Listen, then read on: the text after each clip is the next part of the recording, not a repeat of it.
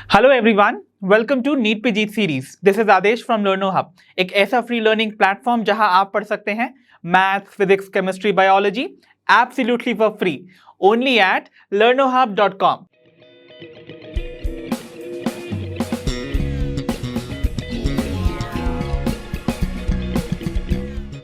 तो बच्चों, हमारी आज की वीडियो हमारे chapter cell the unit of life का ही कंटिन्यूएशन वीडियो है, जिसमें हम डिस्कस करने वाले हैं एक सेल के अंदर पाए जाने वाली सारी सेल ऑर्गेनेल्स, उनके स्ट्रक्चर्स और उनके फंक्शंस को। इसी के साथ हम अपने चैप्टर को भी कर देंगे finish. So without wasting much time, let's get started.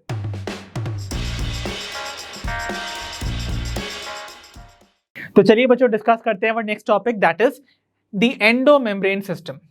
Endomembrane system क्या होता है, पहले हम ये समझने की कोशिश करते हैं। तो आपको पता है बच्चों, एक नॉर्मल सेल की जो आउटरमोस्ट बाउंड्री होती है that is the plasma membrane. ठीक है, तो वो जो मेम्ब्रेन आपको देखने को मिलती है वो एक्चुअली डीलिमिट करती है साइटोप्लाज्म को फ्रॉम द एक्सटर्नल एनवायरनमेंट। तो आपको पता है उस साइटोप्लाज्म के अंदर भी आपको मेम्ब्रेन से ही बाउंड बहुत सारी सेल ऑर्गेनेल्स नजर आती हैं, और कुछ सेल ऑर्गेनेल्स उनमें से ऐसी होती हैं जिनका की जो फंक्शनिंग है ना वो आपस में इतनी वेल कोऑर्डिनेट होती है that they are going to form a system जिसे हम बुलाते हैं द एंडोमेम्ब्रेन सिस्टम। ओके, और ऐसी सेल ऑर्गेनेल्स जो आपको यहाँ इस सिस्टम का पार्ट बनती हुई नजर आती हैं, they are basically 4 in number. कौन कौन सी हैं वो cell organelles? They are going to be endoplasmic reticulum, Golgi bodies और द गोल्जी कॉम्प्लेक्स और the Golgi apparatus, and even we have lysosomes, and lastly we have the vacuole. Okay, तो ये जो सिस्टम है ना, इसमें बेसिकली आपको ये 4 कंपोनेंट जो नजर आते हैं, इसीलिए इस सिस्टम को हम बुलाते हैं द गर्ल्ड सिस्टम। सो गर्ल्ड सिस्टम का मतलब G for Golgi, and ER is for endoplasmic reticulum, L is for lysosome, and another one which is left out is the vacuole।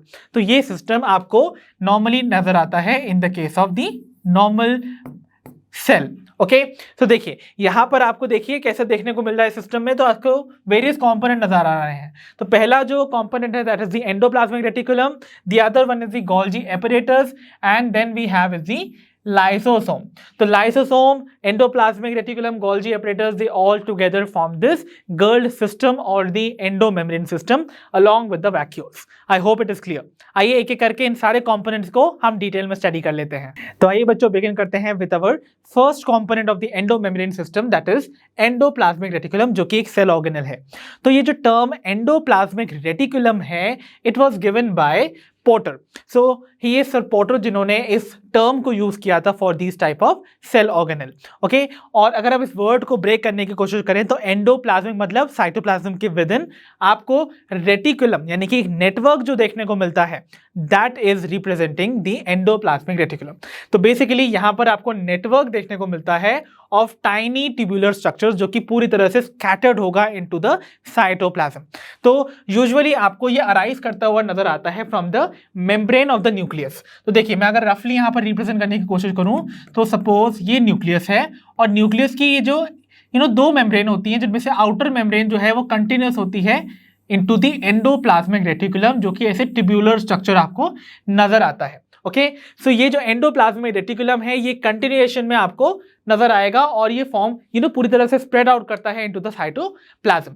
सो ये एक ट्यूबुलर स्ट्रक्चर का टाइनी ट्यूबुलर स्ट्रक्चर्स का पूरा network दिखेगा। ठीक है, और ये बेसिकली डिवाइड करता है the intracellular space into 2 compartments. Okay, कौन कौन से कंपार्टमेंट्स होंगे? One is called the luminal compartment. तो यानी कि ऐसा कंपार्टमेंट जो इस एंडोप्लाज्मिक रेटिकुलम की लूमन यानी कि जो इंटरनल स्पेस है उसमें प्रेजेंट है, that is called the luminal compartment, और ये आपको एंडोप्लाज्मिक रेटिकुलम के अंदर देखने को मिलेगा। और बाहर की जितनी भी स्पेस खाली पड़ी है ऑफ द सेल जिसमें कि साइटोप्लाज्म यहाँ पर फिल्ड है, तो ये वाला जो स्पेस है that is going to be outside the lumen of this endoplasmic reticulum, है ना। इस एंडोप्लाज्मिक रेटिकुलम के अंदर की जो स्पेस है उसके बाहर वाला जो आपको स्पेस नजर आ रहा है that is called the extra luminal compartment. Okay, so the next one is going to be extraluminal because extra means outside। तो outside the lumen of the endoplasmic reticulum आपको जो space नजर आ रही है which is actually the cytoplasm, that is going to be the extraluminal compartment। I hope it is clear।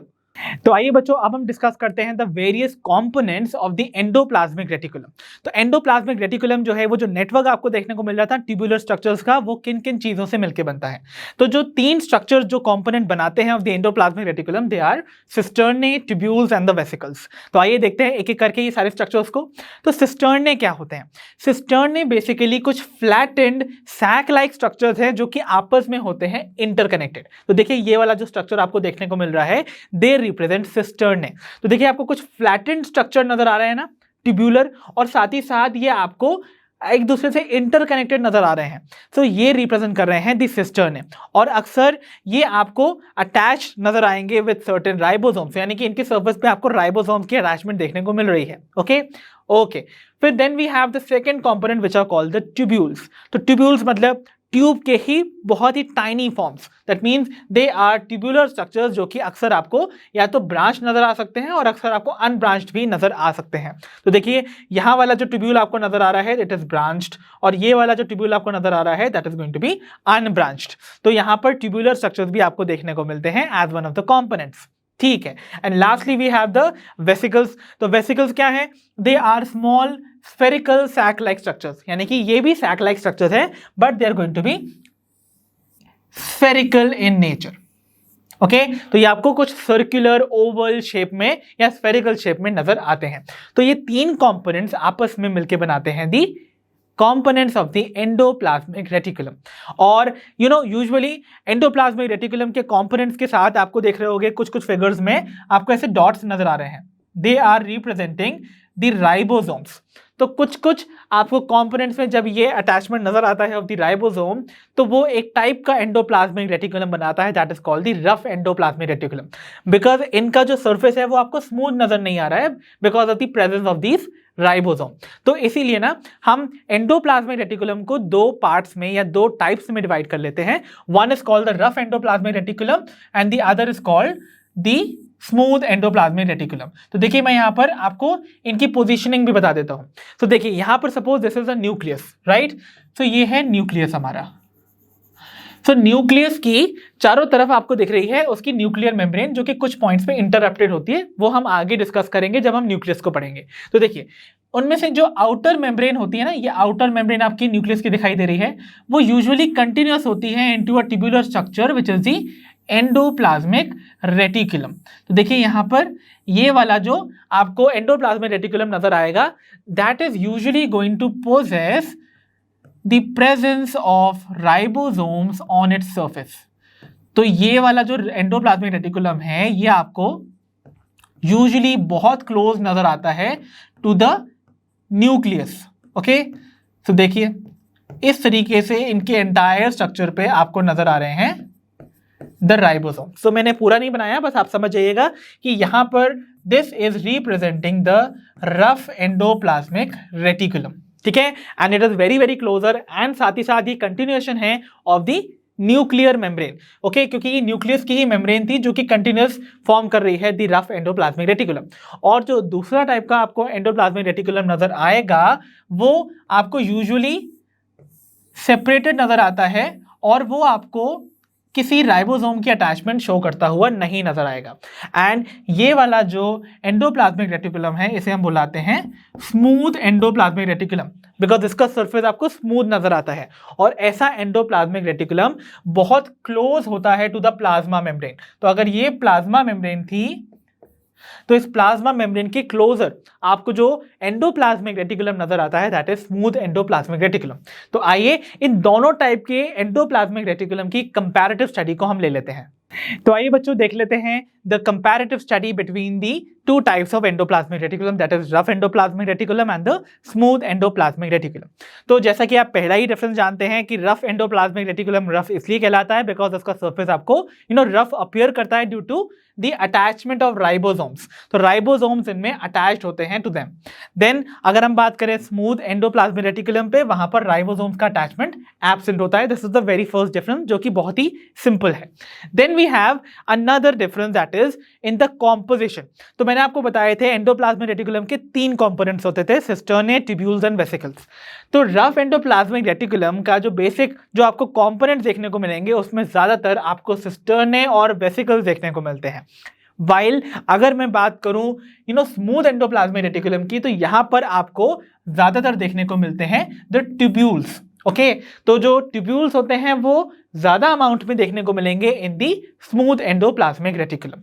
ठीक है, और बात की जाए इनकी पोजिशनिंग की, तो रफ एंडोप्लाज्मिक रेटिकुलम क्लोज होते हैं to the nucleus, that means they are closer to the nucleus. जैसा कि मैंने आपको बताया भी था, वो इन एक्चुअली कंटिन्यूएशन होते हैं with the outer nuclear membrane.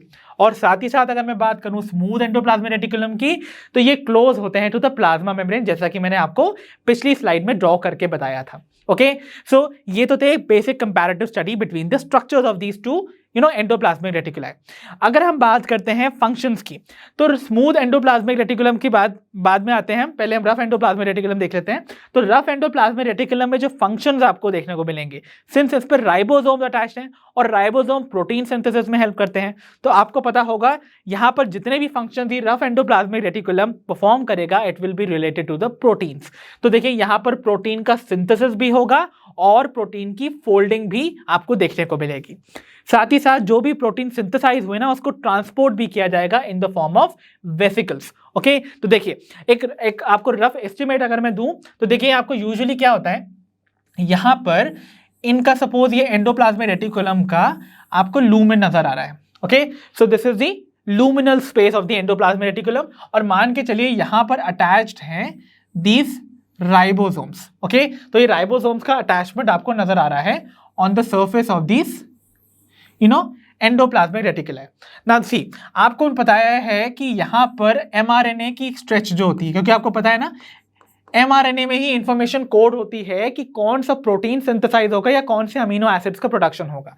तो राइबोसोम्स एमआरएनए से प्रोटीन सिंथेसाइज करते हैं, और जो प्रोटीन सिंथेसाइज किए जाते हैं उनकी जो एक टर्मिनल होता है, उनका एक एंड पे कुछ अमीनो एसिड्स की चेन होती है which has to be removed. Okay, तो वो चेन कहलाती है सिग्नल पेप्टाइड। क्या कहलाती है? द सिग्नल पेप्टाइड, जिसको कि मैं ऐसे लूप से रिप्रेजेंट कर देता हूं। तो अगर ये जो सिग्नल पेप्टाइड है, जो कि एक small chain of amino acids है, it has to be removed.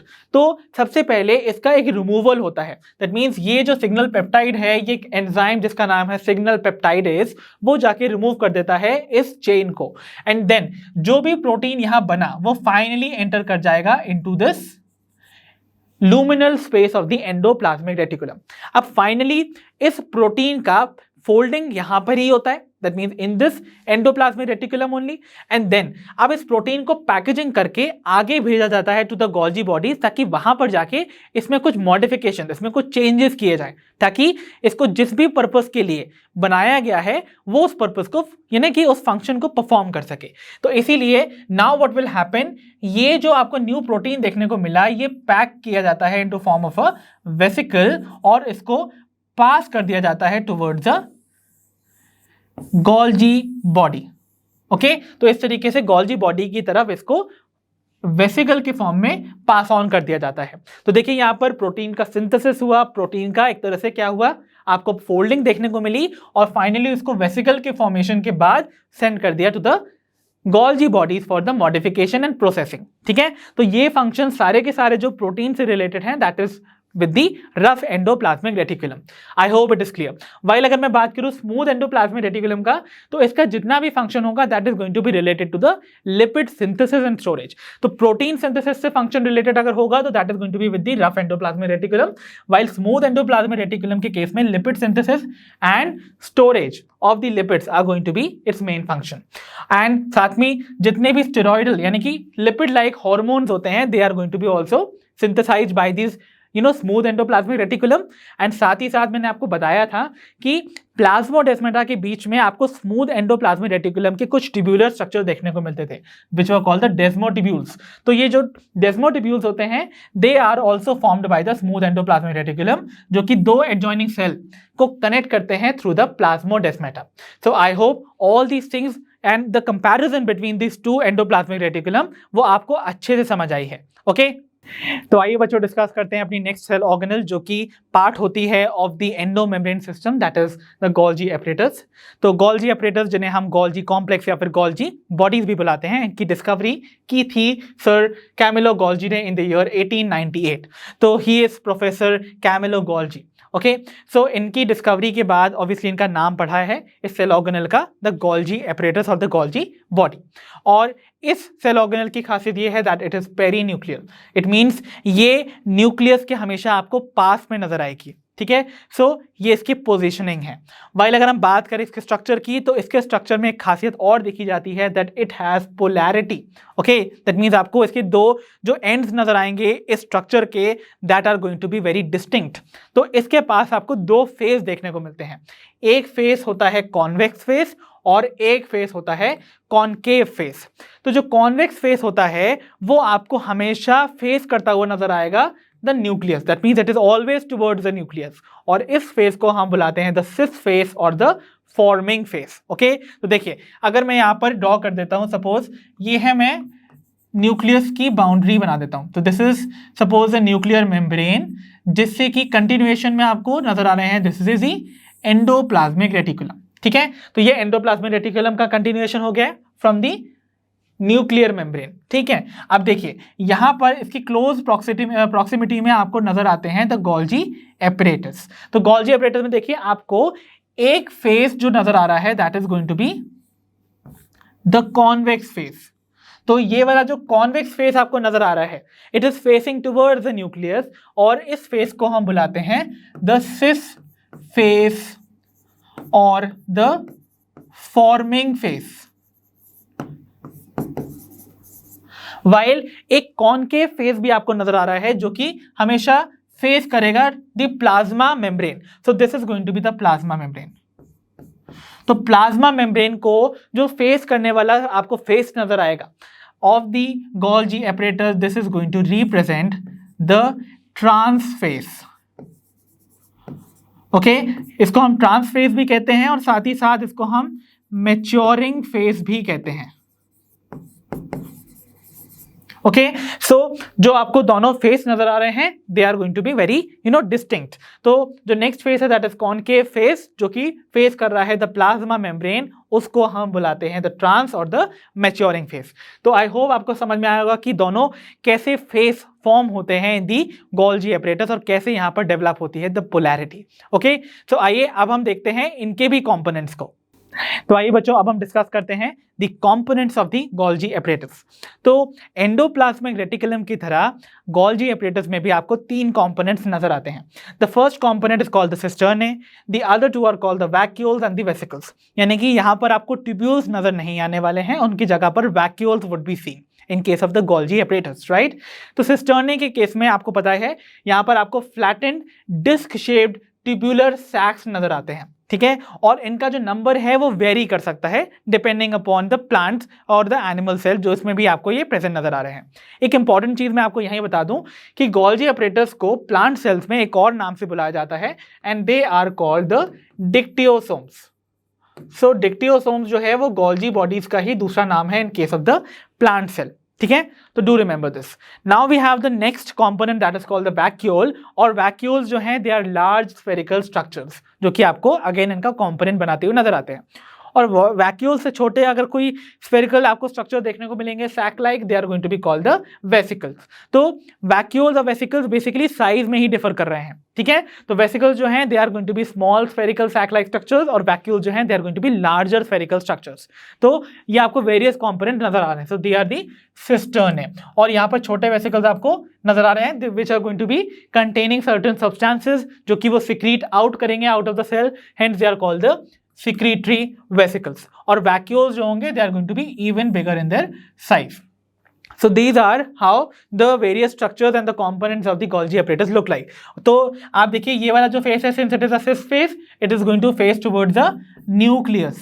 okay, so nucleus जो होगा वो इस तरफ होगा and trans phase जो है वो हमेशा फेस करता है towards the plasma membrane। that means ये वाला जो region होगा that is going to be the plasma membrane because trans face is facing towards the plasma membrane. अब एक इंपॉर्टेंट टर्म मैं आपको यहां पर बता देता हूं, that is called the zone of exclusion, यानी कि एक ऐसा रीजन जहां पर कुछ चीजें ना एक्सक्लूडेड है। एक्सक्लूडेड मतलब होता है जिनकी एब्सेंस आपको नजर आएगी। फॉर एग्जाम्पल कुछ गोल्जी एपरेटस की साइड में या चारों तरफ आपको कुछ ऐसा साइटोप्लाज्मिक एरिया नजर आता है जहां पर कोई भी सेल ऑर्गेनल प्रेजेंट नहीं होता है। तो वो साइटोप्लाज्मिक एरिया जो गोल्जी एपरेटस के अराउंड आपको देखने को मिलेगा विदाउट एनी सेल ऑर्गेनल, उसे हम बुलाते हैं the zone of exclusion. So this is that peculiar feature, so do remember this. तो आइए बच्चों डिस्कस करते हैं the various functions of the Golgi apparatus. तो पहला फंक्शन जो गोल्जी एपरेटस का है that is going to be the protein modifications. तो आपको पता है ना, प्रोटीन का सिंथेसिस आपको देखने को मिला था in the rough endoplasmic reticulum, right? और वो जो न्यूली सिंथेसाइज्ड प्रोटीन्स होते थे वो वेसिकल्स की फॉर्म में पैक करके भेज दिए जाते थे towards the cis face of the Golgi apparatus, और उस सिस फेस से जब वो ट्रांस फेस की तरफ मूव करते हैं तब क्या होता है, उन प्रोटीन्स का मॉडिफिकेशन हो जाता है। तो प्रोटीन्स मॉडिफाई होकर स्पेशलाइज्ड फंक्शन परफॉर्म करने के लिए रेडी हो जाते हैं जिस फंक्शन के लिए उनको सिंथेसाइज किया गया था, isn't it? तो protein modification is one of their function. Second function would be cell packaging and secretion. तो आपको पता है ना, जो modified proteins हैं उनको further vesicles के फॉर्म में Golgi body का transphase जो है वो अगेन रिलीज करेगा, और वो modified protein जो vesicles हैं वो जाके फ्यूज कर जाती हैं with the plasma membrane of the cell. तो देखिए आपको एक रफ रिप्रेजेंटेशन अगर मैं दूं तो ये है सपोज द सिस फेस, और यहां मैंने ड्रॉ कर दिया है suppose the trans face, and this is say the plasma membrane. ठीक है ना? Now see what is going to happen, endoplasmic reticulum, खास करके कौन सा, रफ एंडोप्लाज्मिक रेटिकुलम ने सपोज एक प्रोटीन सिंथेसाइज किया जिसको कि उसने एक वेसिकल के फॉर्म में पैकेज करके उसको ट्रांसफर कर दिया towards the cis face of the Golgi body. Golgi body के सिस फेस से जब इस प्रोटीन वेसिकल का मूवमेंट होने वाला है टुवर्ड द ट्रांसफेस, तब हो जाता है प्रोटीन का मॉडिफिकेशन। तो इतनी सी स्टेज में आपको प्रोटीन मॉडिफिकेशन देखने को मिलेगा। ओके, सो प्रोटीन मॉडिफिकेशन कहां हो जाता है, जब भी ये vesicle containing the newly synthesised protein pass होता है from the cis towards the trans face, and finally trans face जो है उस प्रोटीन जो कि मॉडिफाइड हो गया है उस मॉडिफाइड प्रोटीन को अपने एंड से एक वेसिकल के फॉर्म में पिंच आउट कर देता है। So this is what, this is the modified protein. So ये मॉडिफाइड प्रोटीन नाउ फाइनली जाके फ्यूज कर जाता है विद द प्लाज्मा मेम्ब्रेन, और आप देखोगे ये जो मॉडिफाइड प्रोटीन है ये सिक्रीट आउट हो जाता है out of the cell. So this is how they are going to help in the cell packaging and secretion. I hope now it is clear. और एक इंपॉर्टेंट फीचर जो कि Golgi apparatus से related है, that is they are the important site for the synthesis of glycoproteins and glycolipids. तो यहीं पर यानी कि गोल्जी बॉडीज में ही आपको ग्लाइकोप्रोटीन्स और ग्लाइकोलिपिड्स का फॉर्मेशन नजर आता है। तो ग्लाइकोप्रोटीन्स क्या होते हैं, अगर किसी प्रोटीन मॉलिक्यूल पे suppose this is a protein और इस पे आपको नजर आता है attachment of a sugar residue, तो दिस इज कॉल्ड ग्लाइकोप्रोटीन, और इस ग्लाइकोप्रोटीन के फॉर्मेशन को हम कहते थे ग्लाइकोसाइलेशन। एंड रिमेंबर, अगर लिपिड के मॉलिक्यूल पे सपोज किसी कार्बोहाइड्रेट रेसिड्यू का अटैचमेंट नजर आता है, दैट इज शुगर रेसिड्यू का, then we call it glycolipid, और ग्लाइकोलिपिड के फॉर्मेशन को हम कहते हैं ग्लाइकोसाइडेशन। तो ग्लाइकोसाइलेशन एंड ग्लाइकोसाइडेशन का इंपॉर्टेंट साइट आपको नजर आता है इन द गोल्जी एपरेटस। ठीक है, ओके। फिर हम देखते हैं the next important function which is it helps in the formation of primary lysosome. तो आपको पता है ना कि यहां पर जो प्रोटीन इनिशियली बना था वो स्पेशलाइज नहीं था किसी फंक्शन को परफॉर्म करने के लिए, उसको फंक्शन देने का काम जो है वो बेसिकली यहां होता है इन द गोल्जी एपरेटस। मतलब प्रोटीन मॉडिफाई हो रहा है ना, तो कुछ ऐसे भी प्रोटीन्स होंगे जो कि हाइड्रोलाइटिक एंजाइम्स में कन्वर्ट हो जाते हैं, क्योंकि आप पता है ना आपको एंजाइम जो है वो मोस्टली प्रोटीन्स होते हैं, और ऐसे प्रोटीन्स या ऐसे एंजाइम्स जो कि वाटर की प्रेजेंस में ब्रेक करते हैं बॉन्ड्स को, they are called hydrolytic enzymes. तो कुछ ऐसे भी प्रोटीन्स होके जो कि मॉडिफाई होके हाइड्रोलाइटिक एंजाइम्स में कन्वर्ट हो जाएंगे, और वो जब वेसिकल्स के फॉर्म में बाहर आते हैं तो वो कहलाते हैं द प्राइमरी लाइसोसोम्स। तो ये फंक्शन भी आप याद रखिएगा, जो प्राइमरी लाइसोसोम्स होते हैं जिनके अंदर डाइजेस्टिव एंजाइम प्रेजेंट होते हैं, they are secreted out after the modification and the packaging in the Golgi apparatus. So इसको आप बहुत इंपॉर्टेंटली याद रखिए, क्योंकि अगला जो हमारा सेल ऑर्गेनल हम पढ़ने वाले हैं that is going to be lysosomes itself. ठीक है, तो ये पॉइंट भी आपको याद रखना है कि प्राइमरी लाइसोसोम बनता है फ्रॉम दी Golgi apparatus। ठीक है, then we have the fifth point that is they help in the formation of the pectic material of the cell wall. तो सेल वॉल यानी कि देखिए, सेल वॉल आप जानते हैं ना, प्लांट्स के केस में दो सेल्स जो हैं वो आपस में ज्वाइंट होते हैं बाय दी पेक्टिक मटेरियल, और वो लेयर जो बनती है ऑफ दिस पेक्टिक मटेरियल जो कि यूजुअली कैल्शियम पेक्टेट की होती है, that is the middle lamella. तो बेसिकली ये गोल्जी एपरेटस जो है वो मिडिल लैमेला सेक्रीट करता है for the adhering of the two plant cells. ठीक है, साथ ही साथ जब आपको यूजुअली सेल डिवीजन के टाइम में जब प्लांट सेल में सेल प्लेट का फॉर्मेशन होगा, तो वो सेल प्लेट के लिए जो आपको जो इनिशियल फ्रैगमोप्लास्ट नजर आते हैं, तो एक्चुअली आपको जो सेल प्लेट नजर आती है ना फॉर्मेशन, वो आपको छोटे छोटे स्ट्रक्चर्स की जॉइनिंग से नजर आती है। तो ये जो छोटे छोटे स्ट्रक्चर्स यहाँ पर इसे ज्वाइन करते जाएंगे to form the entire cell plate during the cell division. तो ये छोटे छोटे जो स्ट्रक्चर्स होते हैं जिन्हें हम बुलाते हैं फ्रैगमोप्लास्ट, ये होते हैं parts of the Golgi apparatus. तो दे आर फ्रैगमोप्लास्ट्स, और ये जो फ्रैगमोप्लास्ट होते हैं they are the parts of the Golgi apparatus, जो कि आपस में ज्वाइन करने के बाद फाइनली बना लेते हैं the cell wall. Okay, so cell plate का formation during the cell division would be by the Golgi apparatus. ठीक है, लास्टली कुछ और दो फीचर देख लेते हैं फंक्शंस को। तो आपको पता है स्पर्म्स के जो हेड रीजन होता है, वहां पर न्यूक्लियस के ऊपर आपको एक कैप लाइक स्ट्रक्चर नजर आता है विच इज कॉल्ड द एक्रोसोम। तो आप अगर देखेंगे तो आपको यहाँ पर स्पर्म के हेड में यहाँ ये कुछ ऐसा रफली ट्रायंगुलर स्ट्रक्चर जो नजर आता है विच इज कॉल्ड एक्रोसोम, जिसके अंदर फिल्ड होते हैं हाइड्रोलाइटिक एंजाइम, जो कि यूजुअली एग के चारों तरफ जितनी भी लेयर्स होती हैं उनको हाइड्रोलाइज या ब्रेक करने में हेल्प करता है। अगेन ये जो एक्रोसोम होगा that is going to be form due to the Golgi apparatus. तो गोल्जी एपरेटस से ही एक्रोसोम सिंथेसाइज होता है। एंड लास्टली ये आपको वेरियस एग के केस में आपको योग फॉर्मेशन करता हुआ भी नजर आता है। दैट मीन्स ये हेल्प करता है in the process of yolk formation which is called vitellogenesis. तो योग का जो फॉर्मेशन आपको नजर आता है in case of the egg, that is also due to the activity of the Golgi apparatus. तो I hope all these functions related to the Golgi apparatus are very very clear to each and every one of you. Okay, तो आइए बच्चों देखते हैं हमारा next component of the endomembrane system, that is the cell organelle called lysosomes. तो lysosomes की discovery की थी सर क्रिश्चियन डी डोवे ने in the liver cells. So he is sir Christian de Duve. Okay, सो देखिए यहाँ पर basically lysosome के बारे में आप जानते ही हैं कि ये मेम्ब्रेन बाउंड कुछ वेसिकुलर स्ट्रक्चर्स हैं जो कि कहाँ से अराइज हो रहे थे, अभी मैंने बताया था from the Golgi apparatus, right. तो गोल्जी एपरेटस में जो प्रोटीन्स मॉडिफाई हो जाते हैं ना और वेसिकल्स के फॉर्म में रिलीज होते हैं, एंड उनमें हाइड्रोलाइटिक प्रॉपर्टी है, तो वो फॉर्म करते हैं द लाइसोसोम्स। तो they are membrane bound vesicular structure जो कि फॉर्म होते हैं by the process of packaging in the Golgi apparatus. I hope अब आपको क्लियर हुआ होगा। ठीक है, और इन वेसिकल के अंदर आपको क्या देखने को मिल रहे हैं, दी हाइड्रोलाइटिक एंजाइम जिन्हें हम बुलाते हैं हाइड्रोलेजेस। तो ऐसे एंजाइम जो कि वाटर की प्रेजेंस में बॉन्ड्स की ब्रेकेज कॉज करते हैं, we call them hydrolytic enzymes या हाइड्रोलेजेस। तो एग्जांपल्स के तौर पे यू हैव लाइपेजेस जो कि लिपिड्स का ब्रेक डाउन करेंगे, यू हैव प्रोटीएजेस जो कि प्रोटीन्स का ब्रेक डाउन करेंगे, कार्बोहाइड्रेजेस जो कि कार्बोहाइड्रेट ब्रेक करेंगे, एंड फाइनली न्यूक्लियसेस जो कि न्यूक्लिक एसिड्स का ब्रेकडाउन करते हैं। So all these broad categories of enzymes are going to be present within the vesicle of the lysosome.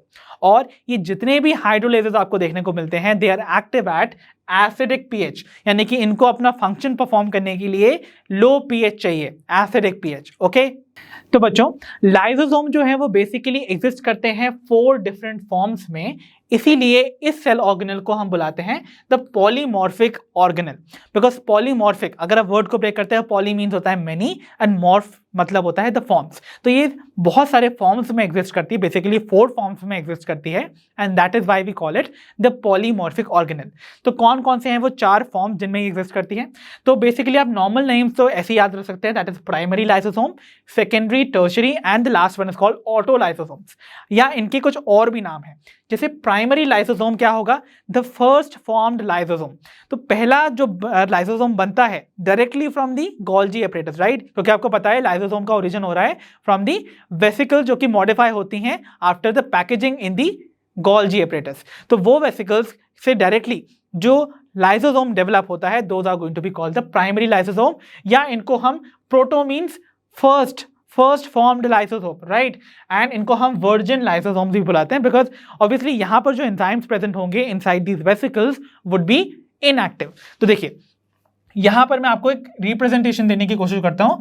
Suppose ये मैंने ड्रॉ किया है दी गोल्जी एपरेटस। तो गोल्जी एपरेटस के ट्रांसफेज से सपोज ये एक लाइसोसोम अभी हाल रिसेंटली डेवलप हुआ, ठीक है, आफ्टर मॉडिफिकेशन। सो जो न्यूली फॉर्म्ड लाइसोसोम आपको डेवलप करता हुआ नजर आता है from the Golgi apparatus after the pinching off this vesicle, this is going to be called the primary lysosome, या इसको हम एक और नाम से बुलाते हैं, दैट इज द प्रोटोलाइसोसोम और द वर्जिन लाइसोसोम। और इसमें जो एंजाइम्स प्रेजेंट होंगे those are going to be inactive, ठीक है? ओके, अब मान लेते हैं सपोज ये प्लाज्मा मेम्ब्रेन है ऑफ द सेल, ठीक है? अब मान के चलते हैं कि यहां पर सपोज कोई फूड पार्टिकल है, ओके? नाउ ये फूड पार्टिकल को एनगल्फ करना है, और लाइसोसोम का बेसिक फंक्शन क्या होता है? इसके अंदर क्या प्रेजेंट होते हैं? Digestive enzymes. तो इसको क्या करना है? ब्रेक डाउन करना है ऑफ द पार्टिकल। तो व्हाट विल हैपन, ये जो प्लाज्मा मेम्ब्रेन है वो अंदर की तरफ इनवैजिनेट करेगी और इस फूड पार्टिकल को अंदर ले लेगी, राइट? तो इस प्रोसेस को हम कहते हैं एंडोसाइटोसिस, यानी कि सेल के अंदर, यानी कि एंडो मीन्स इनसाइड ना, तो सेल के अंदर किसी फूड पार्टिकल के एनगल्फ करने को we call it endocytosis. And endocytosis के बाद ये जो फूड पार्टिकल है वो एक वेसिकल के फॉर्म में आपको रिलीज होता हुआ नजर आएगा।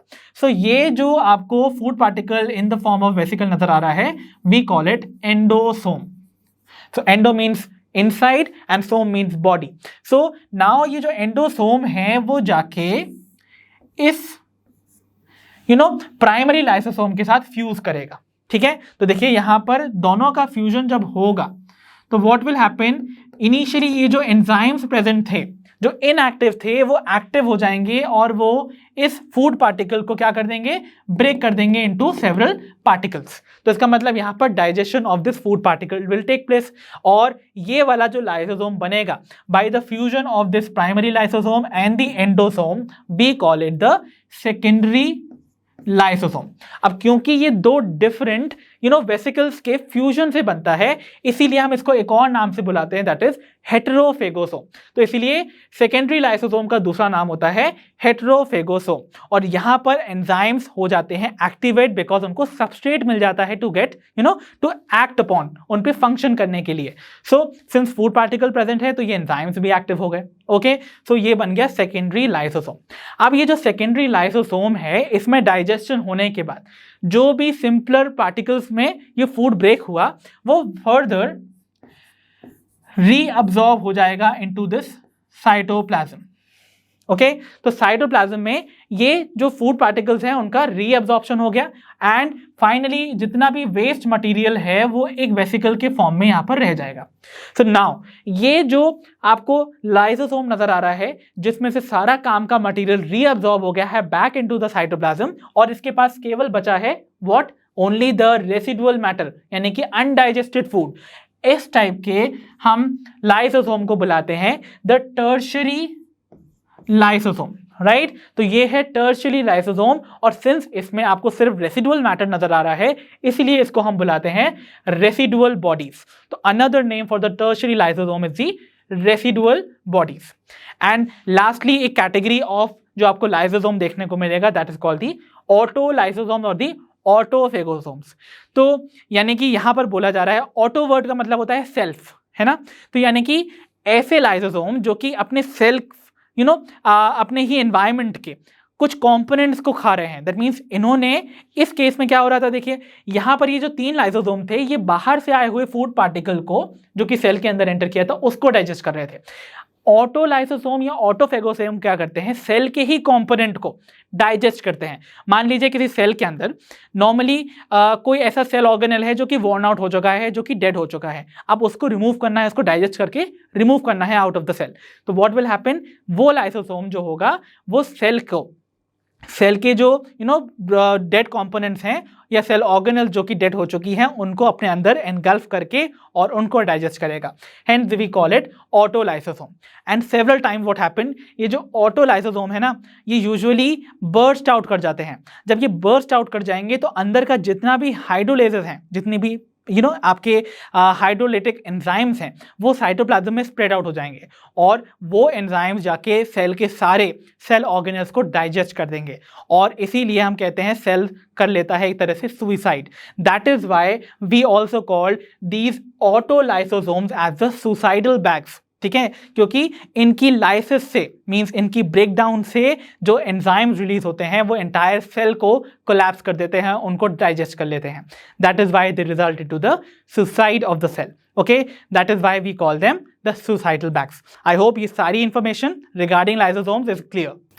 तो आइए बच्चों फाइनली हम क्विकली डिस्कस कर लेते हैं the functions of the lysosome, जिनमें 3 फंक्शंस आपको नजर आ रहे हैं। One is called the heterophagy, the other is called autophagy and third is called the autolysis. तो ये सारे फंक्शंस को हम जल्दी से क्विकली रिव्यू कर लेते हैं। तो देखिए आपको पता है ना गोल्गी एपरेटस से जो सबसे पहला प्राइमरी लाइसोसोम बनता है that is going to be seen over here, और इसके अंदर जो आपको एंजाइम देखने को मिलेंगे they are going to be inactive.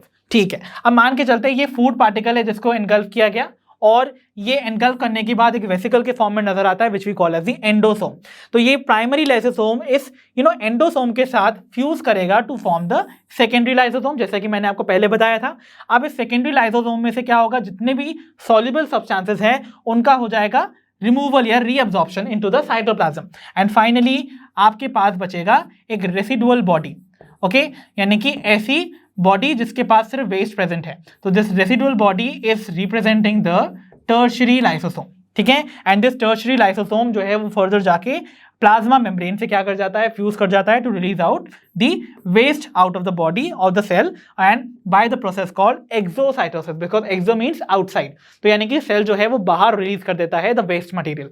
सो यहाँ पर देखिए बाहर से आया हुआ फूड पार्टिकल जो है वो ब्रेक डाउन हुआ है bye the fusion of the primary lysosome and this endosome.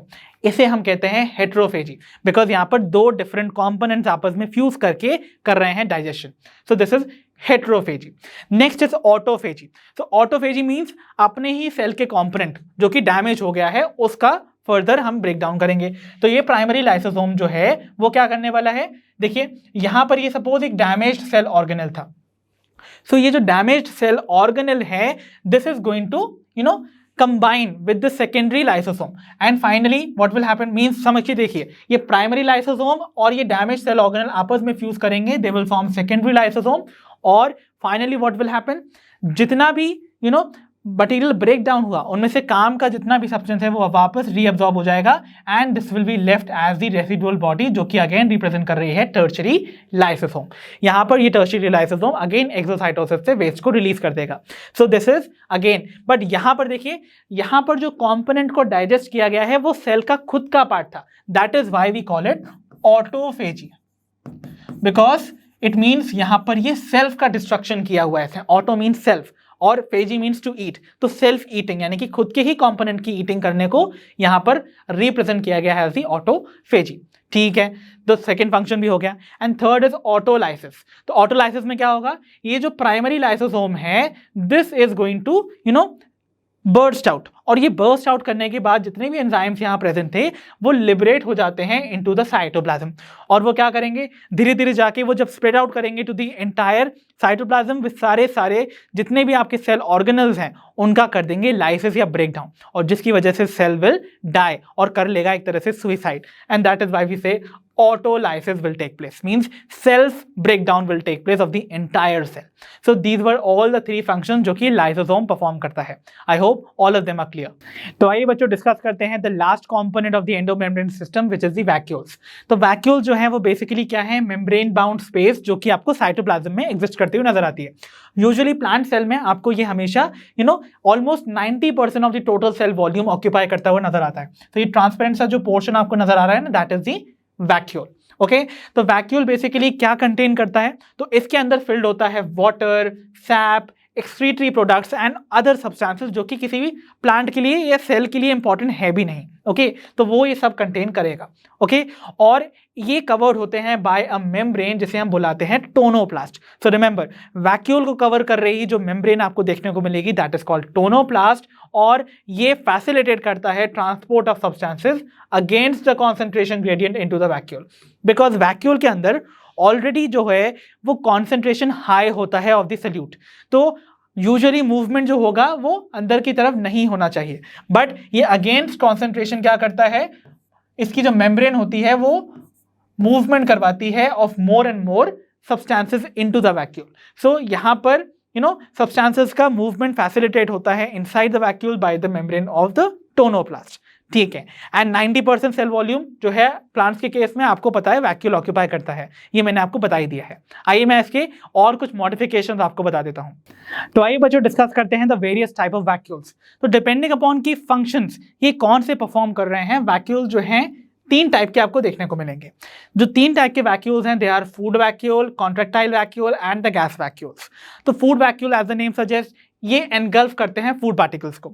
अब वो फूड हो सकता है कोई सॉलिड पार्टिकल, तो जो आपको वैक्यूल नजर आएंगे containing the solid food they are going to be called phagosomes, because phago means होता है टू ईट और सोम मीन्स बॉडी.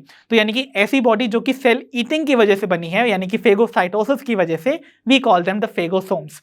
वाइल जो सेकंड टाइप के आपको स्ट्रक्चर देखने को मिलते हैं, वैक्यूल देखने को मिलते हैं, they are called pinosomes, because pino word का मतलब होता है टू ड्रिंक, यानी कि कुछ हो भी सकता है कि कुछ ऐसे फूड पार्टिकल जो कि लिक्विड हो, तो ऐसे फूड पार्टिकल जब एनगल्फ किए जाते हैं in the form of a vacuole वो कहलाते हैं द पिनोसोम्स, राइट, बिकॉज वो डेवलप होते हैं by the process of pinocytosis, that means cell drinking. ठीक है, क्योंकि फूड जो है वो लिक्विड फॉर्म में था. Okay, next we have is the contractile vacuole. तो कॉन्ट्रैक्टाइल वैक्यूल मतलब ये कुछ ऐसे वैक्यूल्स हैं जो कि आपको यूजुअली देखने को मिलते हैं in the fresh water protozoans like amoeba, और ये हेल्प करते हैं in osmoregulation and excretion. Okay, तो वेस्ट मटेरियल को सेपरेट आउट करने में फ्रॉम द सेल एंड साथ ही साथ वाटर के और आयंस के बैलेंस को मेंटेन करने के लिए जो आपको वैक्यूल देखने को मिलते हैं they are called the contractile vacuole. And lastly we have the gas vacuoles जिन्हें हम सूडो वैक्यूल्स भी बुलाते हैं, और इनमें एक्चुअली कुछ भी फिल नहीं होता है एक्सेप्ट फॉर गैसेस. ओके, सो ये आपको देखने को मिलते हैं इन केस ऑफ साइनोबैक्टीरिया, एंड इनका काम क्या होता है, ये प्रोवाइड करते हैं बोएंसी. ओके, तो ये आपको यहाँ पर गैस वैक्यूल नजर भी आ रहे हैं, तो ये बोएंसी प्रोवाइड करते हैं टू द बैक्टीरिया ताकि ये अपनी डिजायरेबल डेप्थ पे फ्लोट कर सकें easily. So this was all about the vacuoles. I hope all these things related to vacuoles are also crystal clear. So बच्चों, this was all for today from the chapter Cell the Unit of Life. I hope इस chapter से related आज के session में जितने भी concepts हमने deal किए हैं वो आपको अच्छे से हुए होंगे क्रिस्टल क्लियर.